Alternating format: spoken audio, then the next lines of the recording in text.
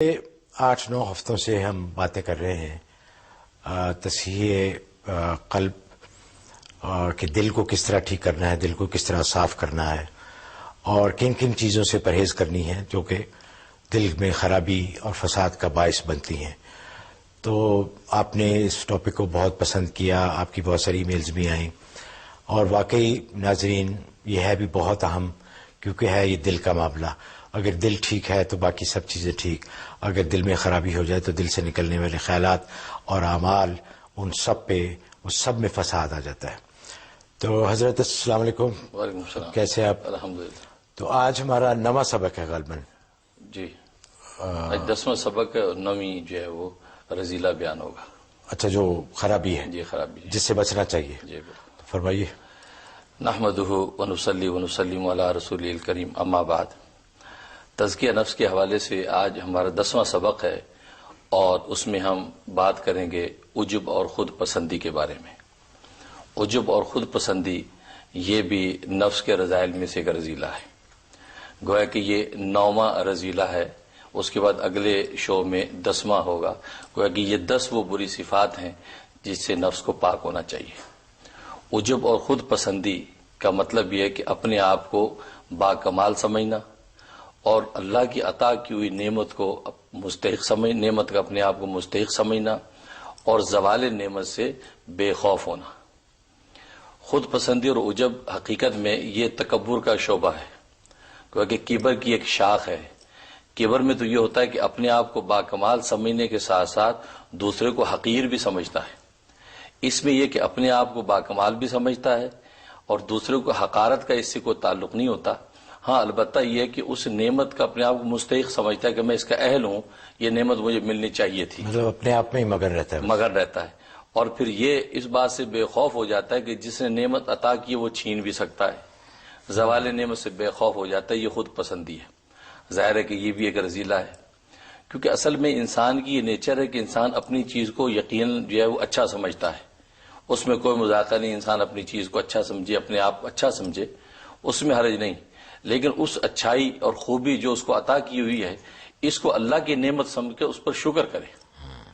بس تزکیہ نفس کا اصول اس کو یہ بتاتا ہے کہ اپنے آپ کو اچھا سمجھنا برا نہیں ہے، ہاں البتہ جو اچھائی تمہیں جمال یا کمال یا نوال یا نعمتوں میں حاصل ہے اس پر اللہ تبارک و تعالیٰ کا شکر کرو، کیونکہ دنیا کے اس دارالامتحان میں اللہ تبارک و تعالیٰ نے انسان پر 2 سوال رکھے ہیں۔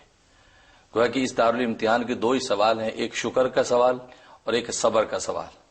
خوشی اور مسرت اور نعمت ملے تو اس پر شکر کرے، مصیبت اور تکلیف پہنچی تو اس پر صبر کرے۔ اس لیے کہ دنیا کے اندر کسی بھی انسان کی حالتیں 2 ہی ہو سکتی ہیں، یا خوشی کے حالات ہوں گے یا غمی اور دکھ کے حالات ہوں گے، تیسری کوئی حالت نہیں ہے۔ خوشی اور مسرت کی حالت ہو تو اس پر شکر نعمت، اور اگر مصیبت اور پریشانی کی حالت ہو اس پر صبر، اللہ تبارک و تعالی سے انابت اور رجوع اللہ۔ بس یہ مومن کی شان ہے اور یہی اس پر لازم کیا گیا ہے۔ اب اپنے آپ کی خود پسندی میں مبتلا ہو جانا اور اپنی پاکی اور اپنی صفائیاں پیش کرنا کہ میں بہت مزکہ اور مصفہ ہوں، یہ پسندیدہ نہیں ہے۔ اس لیے قرآن کریم میں اللہ تبارک و تعالیٰ کے ارشاد ہے وَلَا تُزَكُّوا أَنفُسَكُمْ، اپنی پاکیاں بیان نہ کیا کرو، اپنے آپ کو مزکہ مصفہ شو نہ کرو، بلکہ اللہ سے ڈرتے رہو کہ جس حال میں اللہ نے رکھا ہے اس کی عنایت ہے۔ اچھا ذرا، بہت سارے لوگ، بلکہ ہم بھی کئی دفعہ لوگوں کے بارے میں کہتے ہیں کہ کسی نے اگر بڑی محنت کی ہو اور کسی مقام پہ پہنچ گیا ہو تو لوگ بڑے فخر سے کہتے ہیں کہ جی میں سیلف میڈ ہوں، یا دوسرے لوگ بھی کہتے ہیں کہ جی فلاں سیلف میڈ آدمی ہے۔ تو جو آپ نے ابھی فرمایا ہے اس کے حساب سے تو یہ کہنا مناسب نہیں ہے۔ اس میں یہ کہ سیلف میڈ اگر وہ سمجھتا بھی ہے اس میں اتنا اضافہ رکھے کہ سیلف میڈ ہونے کی جو صلاحیت ہے یہ میرے اللہ نے مجھے عطا کی، میں نے اپنی کوشش محنت سے ایک ٹارگٹ حاصل کیا، لیکن اس میں یہ ضرور سمجھے کہ یہ اللہ کی عنایت تھی، توفیق تھی کہ میں سیلف میڈ ہو کر میں نے یہ منزل پائی۔ قارون کی طرح یہ نہ کہ جیسے قارون نے کہا کہ یہ میں نے عقل اور علم جو مجھے تھا میں نے اس کے ذریعے سے مال حاصل کیا۔ جب اللہ کی زکوٰۃ مانگی گئی تو اس نے حضرت موسیٰ علیہ السلام کو یہ کہا کہ زکوٰۃ اللہ کے نام پہ کس بات پہ دوں، جو علم و عقل مجھے ملی تھی میں نے اس پہ آپ بنایا سارا۔ یہ نہیں سوچا کہ یہ کہتا کہ علم و عقل جس رب نے مجھے دی ہے اس کے شکرانے کے طور پہ چلو میں یہ زکوٰۃ ادا کرتا ہوں۔ تو سیلف میڈ اپنے عنوان میں کوئی برا نہیں، لیکن وہ یہ سوچے کہ سیلف میڈ ہونے کی جو کیفیت ہے یا صلاحیت ہے میرے اللہ نے مجھے عطا کی ہے۔ اور ضروری نہیں حضرت کہ آپ محنت کریں تو کامیابی ہو۔ جی جی یہ ضروری نہیں ہے، ضروری نہیں، بالکل کیونکہ بہت سے لوگ ہیں بڑی محنت کرتے ہیں لیکن کہیں نہیں پہنچ پاتے. بالکل کچھ لوگ ہوتے تھوڑی سی محنت کر کے بہت، تو یہ اللہ کی طرف سے ہے. بالکل اللہ سے ہی مانگنا چاہیے، اور اللہ جو عطا کرے اس کا اللہ کا شکر ادا کرنا چاہیے. بالکل کہ دھیان وہی ہو کہ وہیں سے آتا ہے، وہی دیتا ہے، وہی لیتا ہے. بالکل یہ رزق کا آنا اور رزق کا نہ آنا یہ اللہ کی طرف سے ہے. عزت کا آنا اور ذلت کا آنا یہ بھی اللہ کی طرف سے ہے. تو جب یہ دل کی کیفیت ہو جائے گی تو پھر انسان سیدھے راستے پہ رہتا ہے. پھر وہ جو آپ نے فرمایا کہ صبر اور شکر والی حالت، خود پسندی بھی یہی تزکیہ کا اصول یہی بتاتا ہے کہ انسان یہ سوچے کہ اللہ ہی کی عطا کی نعمت ہے، یہ کہ یہ نہ ہو کہ بس اپنے آپ میں مگن رہے. اور جیسے کہ کہتے ہیں کہ اس میں یہ عیب ہے، تو کہتے ہیں کہ ایک انگلی تو دوسرے کا عیب بتاتی ہے، لیکن اپنی 3 انگلیاں اس کی طرف کہ اس کی 3 عیب بتاتی ہیں، اور انگوٹھا اس کی تصدیق کرتا ہے. اس لیے لکھا ہے واقعہ حضرت غوث پاک حضرت شیخ عبدالقادر جیلانی رحمۃ اللہ علیہ کا کہ ان کو کسی نے جو ہے چین کا بنا ہوا آئینہ ہدیہ دیا، تو حضرت نے رکھوا دیا کسی جگہ پہ. وقت ضرورت پیش آئی تو خادم سے کہا لے کے آؤ، وہ لا رہا تھا تو ٹوٹ گیا. اب وہ خادم بڑا پریشان، تو حضرت سے آ کے اس نے کہا کہ از قضا آئینہ چینی شکست، کہ وہ چینی آئینہ اللہ کی قضاء و قدر کے ٹوٹ گیا. اب اللہ والے تھے تو انہوں نے فوراً فرمایا خوب شد اسباب خود بھی نہیں شکست، کہ بہت اچھا ہوا اپنے آپ کو دیکھنے کے اسباب ٹوٹ گئے. تو یہ خود پسندی، خود بھی نہیں، اپنے آپ کو دیکھتا بیٹھا رہے اور دوسروں کی پرواہ نہ کرے، تو یہ جو ہے مومن کی شان نہیں ہے. اسے لکھا ہے کہ اس کے 2 علاج ہیں.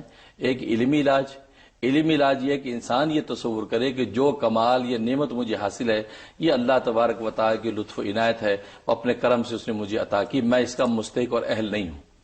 جیسے امام رومی رحمۃ اللہ علیہ فرماتے ہیں کہ بادشاہ کو پانی پلانے والا ساقی فخر نہ کرے کہ میں بادشاہ کو پانی پلاتا ہوں، بلکہ شکر کرے کہ بادشاہ نے پانی پلانے کی ڈیوٹی پر مقرر کر رکھا ہے. تو وہ فخر کا مقام نہیں، شکر کا مقام ہے. تو یہ اس کا علمی علاج ہے کہ انسان اپنے ہر کمال خوبی کو اللہ کی عنایت سمجھے. اور عملی علاج یہ ہے کہ انسان دوسروں کی خوبیوں پر نظر رکھے اور اپنی برائیوں پہ نظر رکھے.